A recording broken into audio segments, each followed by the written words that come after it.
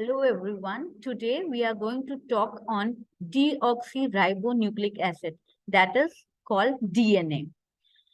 आज मेरे स्टूडेंट्स ने कुछ ने रिक्वेस्ट की है कि I should speak in Hindi, तो हिंदी में मैं बोलने की कोशिश करूंगी और हिंदी में मैं डीऑक्सीराइबोन्यूक्लिक एसिड के बारे में बताने की कोशिश कर रही हूँ। डीएनए एक वो मटेरियल है जो इंफॉर्मेशन लेके आता है पेरेंट्स से ऑफस्प्रिंग तक, जिसे हम हेरिडिटरी मटेरियल बोलते हैं, क्योंकि वो पेरेंट्स से बच्चों तक इंफॉर्मेशन को कैरी करता है। और ये इंफॉर्मेशन कोडेड होती है, कोड्स के फॉर्म में होती है, जो डीकोड होती है और उससे प्रोटीन्स बनते हैं। और प्रोटीन्स हमारी बॉडी में फिर वो काम करते हैं, वो फंक्शनल यूनिट्स होते हैं। तो ये सब ट्रांसलेशन और ट्रांसक्रिप्शन में पढ़ेंगे, लेकिन अभी सिर्फ डीएनए को डिटेल में पढ़ने की कोशिश करते हैं। तो डीएनए ये जानने के लिए जरूरी है कि एक इंफॉर्मेशन लेके आ रहा है, पेरेंट्स से ला रहा है ऑफस्प्रिंग तक, और उसकी जो इंफॉर्मेशन कैरी हो रही है वो बेसिकली कोडेड फॉर्म में है, वो भी केमिकल बेसिस है, जो नाइट्रोजन कंटेनिंग केमिकल कंपाउंड्स हैं। वो उसके बारे में हम बात करेंगे। तो एक ह्यूमन डीएनए में 3 बिलियन बेसिस होती हैं, 3 बिलियन केमिकल बेसिस होती हैं, जिसमें से 99% हर ह्यूमन में सेम होती हैं। यानी कि टोटल 3 बिलियन बेसिस में से 99% वो बेसिस हैं जो हम सब में कॉमन है, सारे ह्यूमन में सेम है। और ये जो डीएनए ऐसा मटेरियल है, क्योंकि पेरेंट्स ऑफस्प्रिंग में आता है और कोड्स लेके आता है, उस कोड्स की बेसिस पे हमारी बॉडी पूरा काम परफॉर्म करती है। जो कोड आता है उसी कोड के हिसाब से हमारी बॉडी की ये मशीन परफॉर्म करती है। जैसे अब आर्टिफिशियल इंटेलिजेंस पे काम हो रहा है, तो आर्टिफिशियल इंटेलिजेंस में क्या है, कोडेड मैसेजेस है, उसी तरह से चीजें परफॉर्म हो रही हैं। और हमारे जो बॉडी में हो रहा है वो किसके थ्रू हो रहा है, डीएनए की तरह थ्रू है। डीएनए के पास मैसेजेस हैं, कोडॉन्स, कोडेड मैसेजेस हैं, और वो डिकोड होती हैं और हमारा बॉडी फंक्शन करता है। तो ये पूरा डीएनए ऐसा एक केमिकल कंपाउंड है जो कि सारी बॉडी में हमारी प्रेजेंट है, पूरी ह्यूमन बॉडी में प्रेजेंट है। इसकी जो लोकेशन है, डीएनए जो लोकेटेड रहता है हर सेल में, वो उसकी न्यूक्लियस में होता है और माइटोकॉन्ड्रिया में होता है, हर ह्यूमन सेल में। अब ये कैसा दिखता है, इसका कैसा स्ट्रक्चर है, स्ट्रक्चर समझाने के लिए मैंने ये डायग्राम लिया है। इस डायग्राम में एक ट्विस्टेड लेडर की तरह होता है, एक सीढ़ी की तरह होता है, एक सीढ़ी जो हम ऊपर चढ़ने के लिए यूज करते हैं, लेकिन ये सीढ़ी थोड़ी ट्विस्टेड ज्यादा है, कॉइल्ड है ये, तो ट्विस्टेड लेडर है, ट्विस्टेड सीढ़ी है। और इस सीढ़ी में ये कंपोनेंट्स हैं। कौन कौन से कंपोनेंट्स हैं, एक नाइट्रोजन बेस है, ये नाइट्रोजन बेस को इंडिकेट कर रहा है, ये नाइट्रोजन बेस है, that is nitrogen containing compound है, 6 कार्बन कंपाउंड है जिसमें नाइट्रोजन होती है। उसके बाद पेंटोस शुगर है, जिसमें पेंटोस शुगर डीएनए में भी होती है, और एक आरएनए है, राइबोज न्यूक्लिक एसिड, उसके बारे में हम फिर कभी डिस्कस करेंगे, उसमें भी ये शुगर होती है। तो डीएनए और आरएनए की शुगर में थोड़ा सा डिफरेंस होता है। और डिफरेंस क्या होता है, डिफरेंस ये होता है कि आरएनए में second position of carbon, carbon की ये यहाँ पे ये शुगर में यहाँ ऑक्सीजन होती है और ये सारे कार्बन है, तो ये 5 कार्बन कंपाउंड है, पेंटोज इसीलिए कहते हैं। तो इस सेकंड नंबर की कार्बन में इसमें हाइड्रोजन ग्रुप होता है और आरएनए में हाइड्रोक्सिल ग्रुप होता है, यानी एक ऑक्सीजन ज्यादा होती है। तो आरएनए की शुगर में एक ऑक्सीजन ज्यादा होती है, तो वो राइबोन्यूक्लिक एसिड है, और डीएनए की शुगर में वो ऑक्सीजन एब्सेंट है, इसलिए वो डीऑक्सी राइबोन्यूक्लिक एसिड है। देन एक और थर्ड चीज जो इसमें प्रेजेंट है वो है फॉस्फेट मॉलिक्यूल। ये फॉस्फेट मॉलिक्यूल है, ये शुगर के थर्ड कार्बन पे भी अटैच हो सकता है और 5 कार्बन पे भी अटैच हो सकता है। तो 3 फॉस्फेट भी हो सकता, मतलब थर्ड का नंबर ऑफ कार्बन पे भी शुगर के ये अटैच हो सकता है, और 5 नंबर कार्बन पे भी शुगर के फॉस्फेट अटैच हो सकता है। It has that flexibility. तो जो ये सीढ़ी है, जो लेडर है, उसके जो ये साइड्स हैं, जो सीढ़ी जिसको हम साइड्स पकड़ के चढ़ते हैं, ये साइड्स में बैकबोन जो है इसकी, डीएनए की जो साइड्स हैं जो इस डीएनए के, वो है फॉस्फेट और sugar molecules. Phosphate and sugar molecules हैं। और स्टेप्स जो है, जो सीढ़ी जिसके जो स्टेप्स लेके हम ये सीढ़ी चढ़ेंगे, वो स्टेप्स, ये स्टेप्स जो हैं ये है नाइट्रोजन बेसिस के स्टेप्स हैं। तो स्टेप्स नाइट्रोजन बेसिस होती हैं और बैकबोन इसकी शुगर फॉस्फेट मॉलिक्यूल होता है। तो ये जो स्टेप्स नाइट्रोजन बेसिस के जो स्टेप्स हैं और connecting link between nitrogen bases and phosphate molecule, ये जो शुगर मॉलिक्यूल है ये सीमेंटिंग है, स्टेप्स को सीमेंट कर रहा है इस साइड से, तो शुगर मॉलिक्यूल है। तो ये जब centre molecule that is nitrogen bases और शुगर जब मिलते हैं तो उस चीज को हम कहते हैं न्यूक्लियोसाइड। सो ये क्वेश्चन पूछा जा सकता है कि व्हाट इज अ न्यूक्लियोसाइड।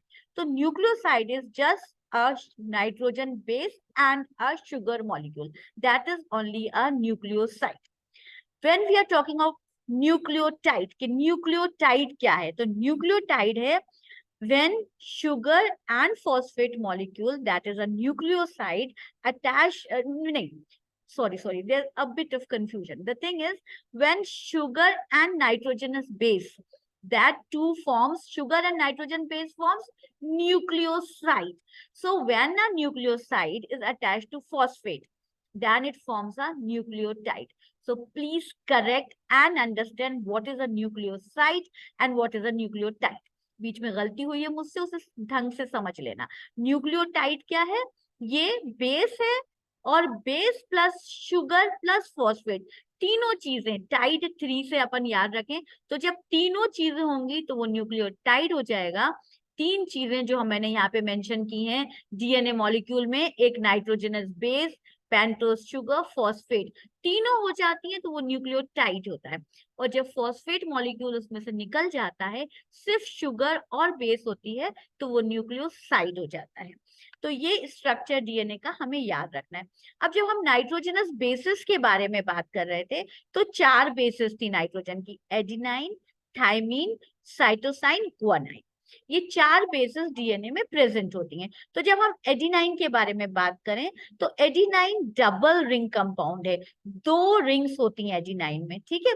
और साइटोसाइन और गुआनाइन जो है, गुआनाइन में भी 2 रिंग्स हैं, और साइटोसाइन और थाइमीन में एक ही रिंग है, एक रिंग। एक रिंग का जो होता है वो कहलाता है पायरिमिडीन्स, और जब दूसरी रिंग उसमें ऐड हो जाती है तो वो होता है प्यूरीन। तो 2 रिंग के प्यूरीन्स हैं और पायरिमिडीन सिंगल रिंग कंपाउंड है। तो थाइमीन जो है, और thymine and cytosine are pyrimidines, and when they get another ring they become purines. Purines have 2 rings and pyrimidine have 1 ring. Now coming to this, you can see this is a sugar molecule, this is a phosphate, which I told you is the sides of the letter, CD के sides हैं, और ये जो हैं ये सारी basis हैं। Double ring compound adenine double ring है, गुआनाइन डबल रिंग है, क्योंकि ये प्यूरिन्स हैं। तो पायरिमिडीन में जब एक रिंग और लग जाती है तो वो हो जाता है purine.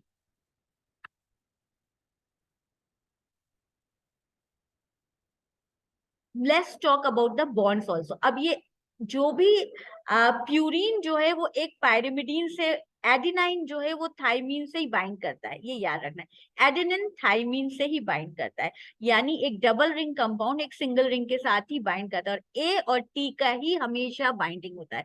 This code is universal, that A will bind with T, adenine will bind with thymine, cytosine will bind with guanine. This is a rule we should remember. ATGC. When adenine binds with thymine, there is a hydrogen bond between this. Even when cytosine bind with guanine, it has a hydrogen bond. But the linkages here, they have 2 hydrogen bonds.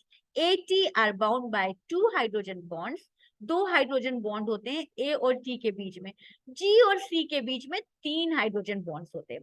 तो जो rule हमें याद रखना है कि always adenine will combine with thymine, so there will be a bond between adenine and thymine and hydrogen bond होगा, लेकिन वो 2 उससे बाइंड होगा 2 बॉन्ड से, while in case of cytosine and guanine there will be 3 bonds. तो this bond is more stronger because it has 3 bonds, ये भी याद रखना है हमको, है ना। उसके बाद ये जो नाइट्रोजन बेस है, ये नाइट्रोजन बेस शुगर से भी बाइंड कर रही है. There is a bond between nitrogenous base and sugar. So when there is a bond between nitrogenous base and sugar, this bond is called glycosidic bond. When sugar binds with any compound, they bind with glycosidic bond. So here is a glycosidic bond. So sugar and bases have glycosidic bonds, while ये phosphate molecule और sugar के बीच का phosphodiester bond से होता है. तो हमें सारे bonds के नाम याद रखने, कौन किस bond से binded है. A और T के बीच में हाइड्रोजन, बेसिस नाइट्रोजनस बेसिस और शुगर के बीच में ग्लाइकोसिडिक, और फॉस्फेट्स और शुगर के बीच में फॉस्फोडाइस्टर बॉन्ड्स हैं. These are important questions for the people who are preparing for 12th class and NEET for medical entrance और dental entrance, right? Then I have already told you A and T के बीच में double bond होता है, G and C के बीच में triple bond होता है. अब इन दोनों बेसिस के बीच में कितना डिफरेंस होता है एक बेस दूसरे बेस से. ये एक सीढ़ी है जो मैसेज कैरी कर रही है, और ये सीढ़ी बहुत वेल डिजाइंड सीढ़ी है, और इस सीढ़ी में इसीलिए कुछ चीजें कांस्टेंट हैं. डिफरेंस बिटवीन टू बेसिस का, इन दोनों बेसिस के डिफरेंस कांस्टेंट है. दैट मींस डिस्टेंस इन दोनों के बीच का जो है, जितने डिस्टेंस पे ये दोनों रखी गई हैं, जो स्टेप्स बनाए गए हैं, जैसे हम कोई सीढ़ी डिजाइन करते हैं तो एक पर्टिकुलर डिस्टेंस पे एक स्टेप दूसरे स्टेप से दूर होता है. इसी तरह ये सीढ़ी, ये लेडर बहुत अच्छे से डिजाइन की गई है, और एक स्टेप दूसरे स्टेप से 3.4 डिग्री एंगस्ट्रॉम की दूरी पे है. एंगस्ट्रॉम इज 10⁻⁻10 मीटर्स, अगर आप मीटर्स में कहना चाहते हो तो ये इतने डिस्टेंस पे, ये डिस्टेंस भी याद रखना है हमको. इसलिए अगर हमें कभी लेंथ ऑफ डीएनए दी है और हमें कैलकुलेट करना है number of bases on it, so we can apply this formula, and this formula can be applied if any one is unknown. That is, number of bases is equal to length of DNA upon distance between two base pairs. अब हमें निकालना है कितनी bases हैं इस particular DNA में जिसकी length इतनी है. तो जो लेंथ हम डीएनए की रख रहे हैं, हमें हमेशा ये मैथमेटिकल फॉर्मूले में याद रखना है कि दोनों यूनिट सेम होने चाहिए. तो अगर लेंथ मिलीमीटर में दी है तो आप उसे मीटर में कन्वर्ट कर लो, क्योंकि 1 आर्मस्ट्रॉन्ग इज 10⁻⁻10 मीटर्स. तो आप 3.4 को आर्मस्ट्रॉन्ग को भी मीटर्स में कन्वर्ट करो, ऊपर डीएनए की लेंथ मिलीमीटर में दी है तो उसे भी मीटर में कन्वर्ट करो, तो नंबर ऑफ बेसिस सही आएंगी. यूनिट सेम रखना, और ये फॉर्मूला हमको अप्लाई करना है. कैसे? जितनी बेसिस होंगी उनको इज इक्वल टू, वो बराबर होंगी जितना लंबा डीएनए है, डिवाइडेड बाय एक फिगर कांस्टेंट है जो याद रखो, वो है 3.4 angstrom. or you have to, if you have to convert this Armstrong into meters, you have to multiply it by 10⁻⁻10, because 1 Armstrong is equal to 10⁻⁻10 meters. I hope you will be able to do these kind of numericals if they come in your exams. Now, one rule we also should remember while we are talking about DNA, that is Chargaff's rule, which says that amount of guanine should be equal to cytosine. Amount of adenine should be equal to amount of thymine.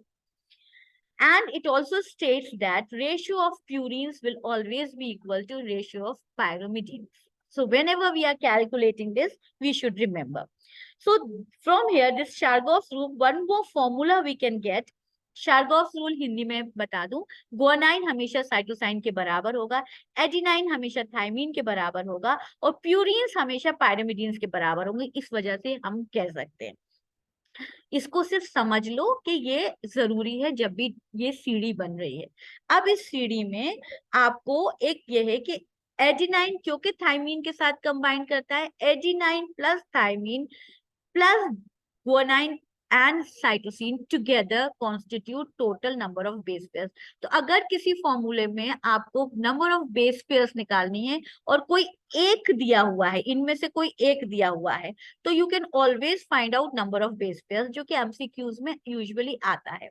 जैसे कि ये मैंने एक common question रखा है, आप इस question से नंबर ऑफ बेस पेयर्स को अच्छे से समझ पाएंगे, प्लस शार्गॉफ्स रूल भी इस क्वेश्चन से हमें बहुत अच्छे से समझ में आएगा. जैसे कि किसी डबल स्ट्रैंडेड डीएनए में टोटल 100 बेस पेयर्स है, और जिसमें 100 बेस पेयर्स में गिवन ये है कि 20 न्यूक्लियोटाइड्स में एडिनाइन है, 20 न्यूक्लियोटाइड्स में एडिनाइन है। आई होप न्यूक्लियोटाइड आपको याद है। न्यूक्लियोटाइड यानी full one, nitrogenous bases, sugar plus phosphate, पूरी एक स्टेप आपने ले ली है सीडी की, है ना, सीडी की पूरी एक स्टेप जो है उसमें एडिनाइन 20 है।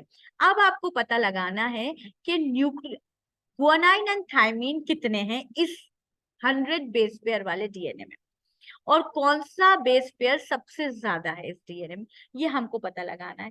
तो मैंने जो फॉर्मूला बताया था कि adenine plus thymine plus guanine plus cytosine is equal to total number of base pairs. So we know adenine इसमें गिवन है 20। अगर 20 एडिनाइन है तो थायमीन भी 20 होंगे, क्योंकि every adenine will be holding a thymine. Step तभी बनेगा, नहीं तो स्टेप नहीं बनेगा। अगर आपको सपोज 23 में दिए हो यहाँ पे, तो आप वो 1 को मत कंसिडर करना, आप पेयर में ही कंसिडर करना, 22 ही मानना। क्वेश्चन में अगर 23 दिए भी हैं, क्योंकि 22 एडिनाइन न्यूक्लियोटाइड्स के बारे में बात हो रही ना, तो वो थायमीन से कंबाइन होंगे तभी न्यूक्लियोटाइड बनेगा। तो 22 प्लस 22 आप लिख लो, या यहाँ पे 20 दिए हैं तो यहाँ 20 लिखो। तो एडिनाइन अगर 20 है तो थायमीन भी 20 है, this comes out to be 40। Base total 100 nucleotides हैं, आपने 100 में से 40 माइनस कर दिया तो आपको टोटल आया 60। 60 काय का आया, जी प्लस सी आया। अब आपको जी जानना है कितना है, तो आपको you have to divide it with 2। तो अगर 30 जी है, क्योंकि गुआनाइन हमेशा साइटोसाइन से कंबाइन करेगा, तो 30 आपका सी भी होगा। अब आपने देख लिया कि 20 एडिनाइन एंड थायमीन ईच है, 20 एडिनाइन है, 20 थायमीन है, और 30 जी है और 30 सी है। तो आपको पता चल गया 30 बड़ा नंबर है। अगर 30 बड़ा नंबर है तो which base pair is maximum in this DNA, कौन सा बेस पेयर ज्यादा है, क्योंकि number of guanine and cytosine is more, that is coming out to be 30 each, that means they are 60. So guanine and cytosine is more. So this kind of MCQs are coming in the entrance exams. So I hope I am able to make it understand. मैंने कोशिश करी हिंदी में, please मुझे अपने views जरूर दे कि ठीक लगा कि नहीं। Thank you so much.